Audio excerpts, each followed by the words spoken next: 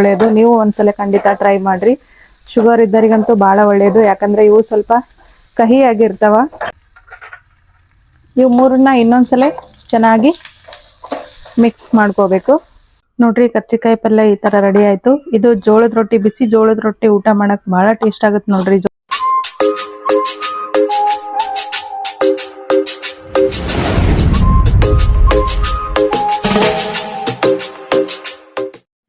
ಶರಣ್ರಿ ಎಲ್ಲ ನಮ್ಮ ಕನ್ನಡ ಮಂದಿಗೆ. ನಾನು ನೋಡ್ರಿ ಇವತ್ತು ಉತ್ತರ ಕರ್ನಾಟಕದ ಮತ್ತೊಂದು ಪ್ರಸಿದ್ಧ ರೆಸಿಪಿ ಅಂತಾನೆ ಹೇಳ್ಬೋದು. ಇದು ಒಂದು ಸೀಸನ್ ತರಕಾರಿ ನೋಡ್ರಿ. ಇದು ಕರ್ಚಿಕಾಯಿ ಅಂತ ಕರಿತೀವಿ ನಾವು ಇದನ್ನ ಯಾವ ತರ ತರಕಾರಿ ಮಾಡೋದಂತ ತೋರಿಸ್ತೀನಿ. ಇದಕ್ಕೆ ಬೇಕಾಗಿರ್ತಕ್ಕಂಥ ಇಂಗ್ರೀಡಿಯೆಂಟ್ಸ್ ನೋಡ್ರಿ. ನಾನು ಈ ಕರ್ಚಿಕಾಯಿನ ತೊಳೆದು ಸೋಸಿ ಒಂದು ಕಪ್ಪಿನಷ್ಟು ಕರ್ಚಿಕಾಯಿನ ನೀಟಾಗಿ ಸೋಸಿ ತೊಳೆದು ತಗೊಂಡಿನ್ರಿ. ಅದೇ ತರ ಇನ್ನೊಂದು ಕಪ್ ಆಗಷ್ಟು ಒಂದು ಉಳ್ಳಾಗಡ್ಡಿನ ಸಣ್ಣದಾಗಿ ಕಟ್ ಮಾಡಿ ಇಟ್ಕೊಂಡಿನಿ ನೋಡ್ರಿ. ಇದನ್ನ ಮಾಡೋದಕ್ಕೆ ರುಚಿಗೆ ತಕ್ಕಷ್ಟು ಖಾರ, ಆಮೇಲೆ 1 ಸ್ಪೂನ್ ಅಷ್ಟು ಉಪ್ಪು, ಒಂದು ಸ್ವಲ್ಪ ಅರಿಶಿಣ, ಒಗ್ಗರಣೆಗೆ ಸಾಸಿವೆ, ಒಂದು ಸ್ವಲ್ಪ ಕರಿಬೇವು, ಒಂದು ಸ್ವಲ್ಪ ಎಣ್ಣೆ ಬೇಕಾಗುತ್ತೆ ನೋಡ್ರಿ. ಯಾವ ತರ ಮಾಡೋದು ಇದನ್ನಂತ ತೋರಿಸ್ತೀನಿ ಈಗ. ಬರ್ರಿ ಫ್ರೆಂಡ್ಸ್. ಇದನ್ನ ಮಾಡೋದಕ್ಕೆ ನಾನೀಗ ಒಂದು ಕಡಾಯಿ ಇಟ್ಟು 1-2 ಸ್ಪೂನ್ ಅಷ್ಟು ಎಣ್ಣೆ ಹಾಕ್ತೀನಿ ನೋಡ್ರಿ. ಫಸ್ಟ್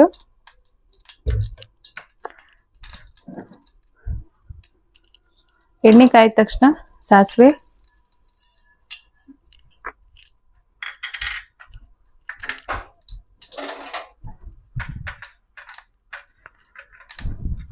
ಈ ತರ ಸಿಡಿಬೇಕಾದ್ರೆ ಕರಿಬೇವು ಹಾಕ್ತೀನಿ ನೋಡ್ರಿ.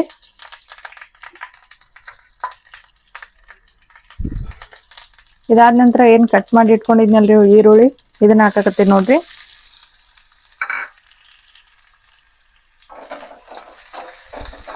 ಈ ಉಳ್ಳಾಗಡ್ಡಿ ಸ್ವಲ್ಪ ಮೆತ್ತಗೆ ಫ್ರೈ ಆಗ್ಬೇಕು ನೋಡ್ರಿ. ಈಗ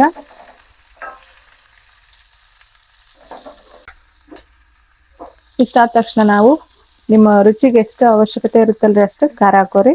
ನಾ 1 ಸ್ಪೂನ್ ಅಷ್ಟು ಹಾಕೊಂಡಿ ನೋಡ್ರಿ. ಖಾರ ಆದ ತಕ್ಷಣ ಅರಿಶಿಣ 1 ಚಿಟಿಕೆ ಅಷ್ಟು, ರುಚಿಗೆ ತಕ್ಕಷ್ಟು ಉಪ್ಪು. ಇವು ಮೂರನ್ನ ಇನ್ನೊಂದ್ಸಲ ಚೆನ್ನಾಗಿ ಮಿಕ್ಸ್ ಮಾಡ್ಕೋಬೇಕು.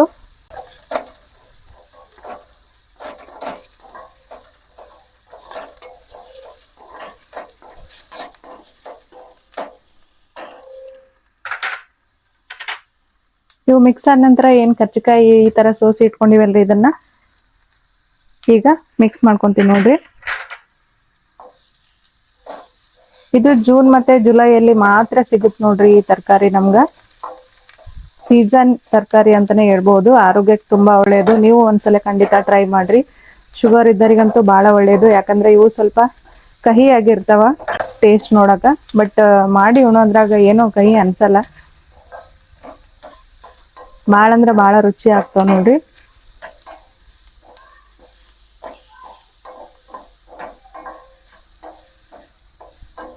ಈಗ ಸಣ್ಣ ಉರಿ ಒಳಗ 1-2 ನಿಮಿಷ ಇದೇ ತರ ಫ್ರೈ ಮಾಡ್ಕೋಬೇಕು ನೋಡ್ರಿ.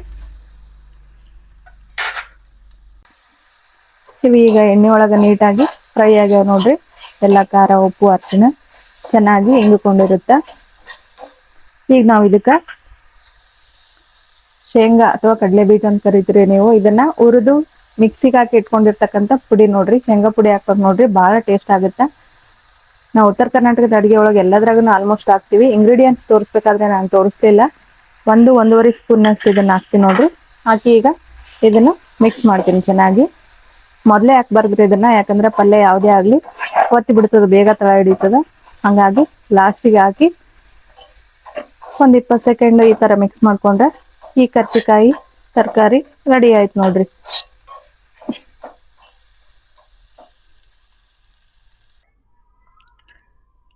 ನೋಡ್ರಿ, ಕರ್ಚಿಕಾಯಿ ಪಲ್ಯ ಈ ತರ ರೆಡಿ ಆಯ್ತು. ಇದು ಜೋಳದ ರೊಟ್ಟಿ, ಬಿಸಿ ಜೋಳದ ರೊಟ್ಟಿ ಊಟ ಮಾಡಕ್ ಬಹಳ ಟೇಸ್ಟ್ ಆಗುತ್ತೆ ನೋಡ್ರಿ. ಜೋಳದ ರೊಟ್ಟಿ, ಸಜ್ಜಿ ರೊಟ್ಟಿ ಆಗಿರ್ಬೋದು.